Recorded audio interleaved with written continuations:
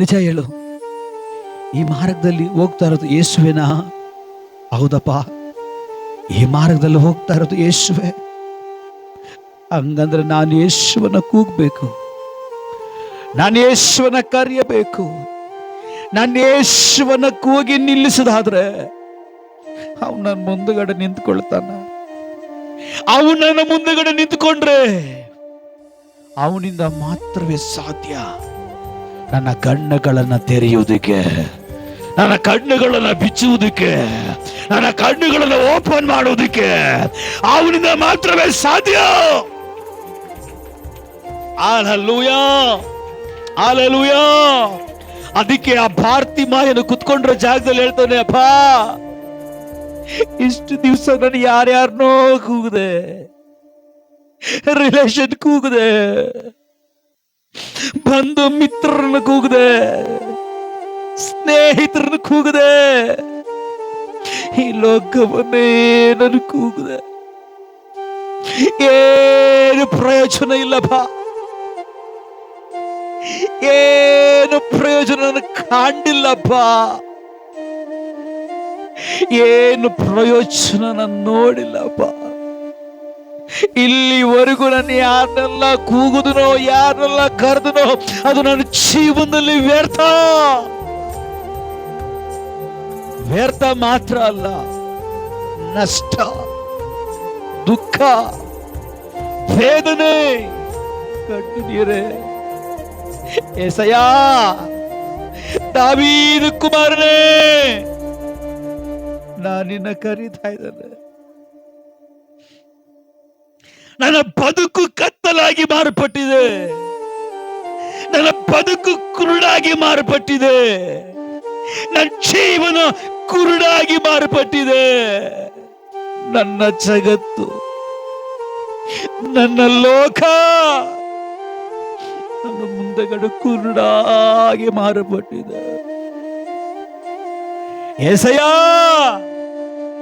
ಅಂತ ಹೇಳಿದ ತಕ್ಷಣ ಶತ್ರು ಗೊತ್ತಾಗ್ಬಿಡ್ತು. ಯೇಸು ನಿಂತು ಬಿಟ್ರೆ ಇವನ ಕಣ್ಣನ್ನ ತೆರೆದು ಬಿಡ್ತಾರ. ಈ ಪಾರ್ಥಿವಾಯನ ಯೇಸುವನ ನೋಡಿ, ಯೇಸುವೇ ದಾವೀದ ಕುಮಾರನೇ ಅಂತ ಕರೆಯುವಾಗ ಆ ಸುತ್ತಮುತ್ತ ಇಲ್ಲ ಶಕ್ತಿಗಳು ಗೊತ್ತಾಯ್ತು.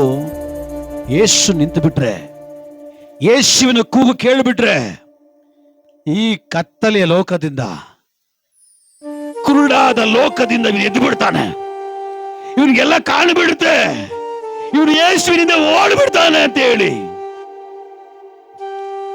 ಆ ಸುತ್ತಮುತ್ತಲಿನ ಶಕ್ತಿಗಳು ಗೊತ್ತಾಯ್ತು.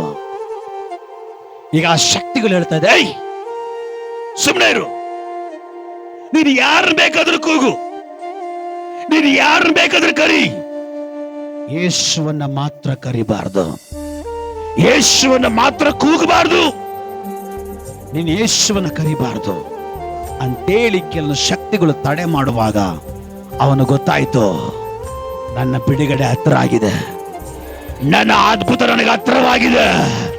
ಓ ಕತ್ತಲೆಯ ಲೋಕದಿಂದ, ಕತ್ತಲೆ ಜಗತ್ತಿಂದ ಹೊರಗಡೆ ಬರುವ ಸಮಯ ಹತ್ರ ಆಗಿದೆ. ಅದಕ್ಕೆ ಈ ಶತ್ರುವಿನ ಹೋರಾಟ, ಅದಕ್ಕೆ ಈ ಶತ್ರುಗಳ ತಡೆ. ಆದ್ರೂ ಕೂಡ ಇವನು ಮೌನವಾಗಿಲ್ಲ, ಮತ್ತಷ್ಟು ಹೆಚ್ಚಾಗಿ ಇವನು ಕೂಗುದ, ದಾವೀದ ಕುಮಾರನೇ ಅಂತ ಹೇಳಿ ಚೋರ ಕೂಗುವಾಗ ಯೇಸು ಅವನ ಶಬ್ದ ಕೇಳಿದ್ರು. ನಿನ್ನ ಜಗತ್ತು, ನಿನ್ನ ಬದುಕು, ನಿನ್ನ ಲೋಕ, ನಿನ್ನ ಜೀವಿತ ಕುರುಳಾಗಿ ಮಾರ್ಪಟ್ಟಿದೆಯಾ, ಕತ್ತಲೆಯಾಗಿ ಮಾರ್ಪಟ್ಟಿದೆಯಾ?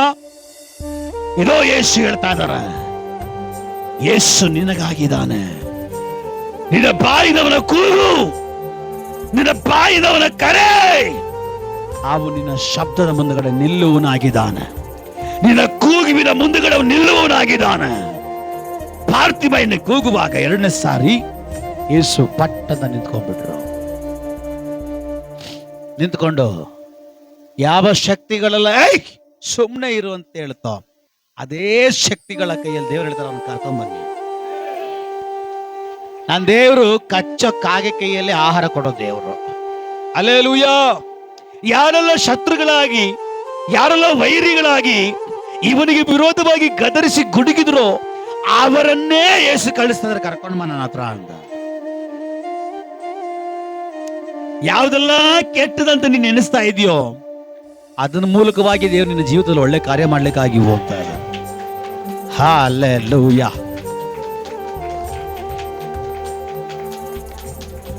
ಓ ರಾಪ ಶಪ ರಿಕ ಮನ ಪ್ರೌಢ ಪ್ರಮಾಣ.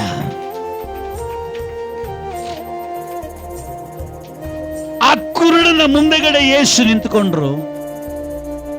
ಯೇಸು ಹೇಳ್ತಾ ಇದ್ದಾರೆ, ಅವನನ್ನ ಕರ್ಕೊಂಬನ್ರಿ.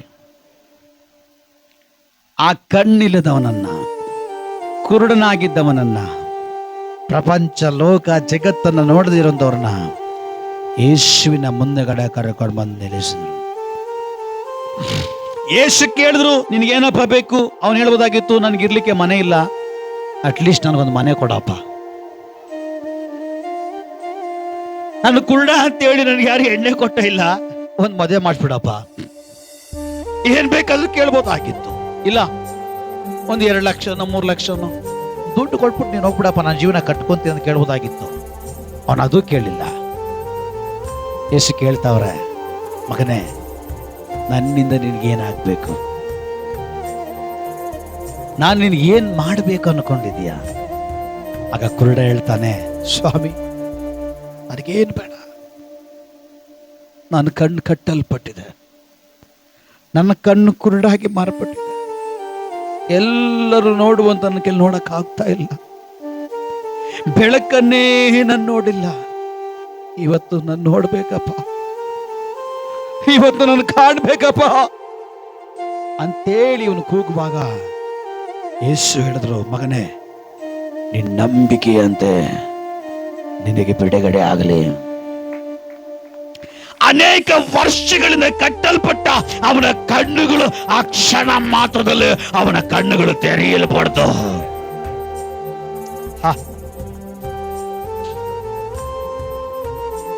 ಕ್ಷಣ ಮಾತ್ರದಲ್ಲೇ ಅವನ ಕಣ್ಣುಗಳು ತೆರೆಯಲ್ಪಡ್ತು. ಅವನ ಕಣ್ಣು ಬಿಟ್ಟಿದ ತಕ್ಷಣ ಅವನು ನೋಡ್ತಾ ಇರೋದು ಯೇಸುವನ್ನ. ನಿಮ್ಗೆ ಅರ್ಥ ಆಗಿಲ್ಲ? ನಿಮ್ಗೆ ಅರ್ಥ ಆಗಿಲ್ಲ? ಆ ಕುರುಡನ ಕಣ್ಣು ತೆರೆಯಲ್ಪಟ್ಟಿದ ತಕ್ಷಣ ಅವನ್ ಯಾರನ್ನ ಗೊತ್ತಾ ನೋಡ್ತಾ ಇರೋದು? ಅಂದ್ರೆ ಅವ್ನು ನೋಡ್ತಾ ಇರೋದು ದೊಡ್ಡ ಅದ್ಭುತವನ್ನ, ದೊಡ್ಡ ಅತಿಶಯವನ್ನ, ದೊಡ್ಡ ಬಿಡುಗಡೆಯನ್ನ. ಹಲ್ಲೆಲೂಯಾ. ಎಷ್ಟೋ ಪ್ರವಾದಿಗಳು ನೋಡಬೇಕಂತೇಳಿ ಬಯಸಿದ್ರು ಕೂಡ ನೋಡಕ್ ಆಗದೆ ಇರೋದನ್ನ ಈ ಕುರುಡ ಯೇಸು ಕಣ್ಣು ತೆಗೆದ ತಕ್ಷಣ ಯೇಸುವನ್ನ ನೋಡ್ತಾ ಇದ್ದಾನೆ.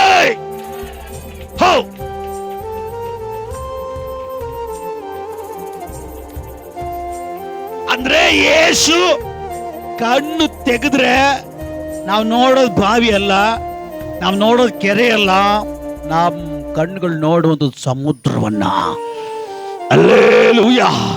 ಸಮುದ್ರದ ಆಗಿರೋ ಕಾರ್ಯಗಳನ್ನ ಇಲ್ಲಿ ಯೇಸು ಪಾರ್ಥಿಮಾಯನ ಕಣ್ಣು ತೆಗೆದ ತಕ್ಷಣ ಯೇಸುವನ್ನೇ ನೋಡ್ತಾ ಇದ್ದಾನೆ. ಈ ಯೇಸು ಯಾರು? ಇವನು ಸರ್ವಶಕ್ತನು, ಸರ್ವವ್ಯಾಪಿ, ಸರ್ವಜ್ಞಾನಿ, ಸಕಲವನ್ನು ಸೃಷ್ಟಿ ಮಾಡಿರುವ ಸೃಷ್ಟಿಗಳ ದೇವರನ್ನ ಅವನ ಕಣ್ಣುಗಳು ಕಾಣ್ತಾ ಇದೆ.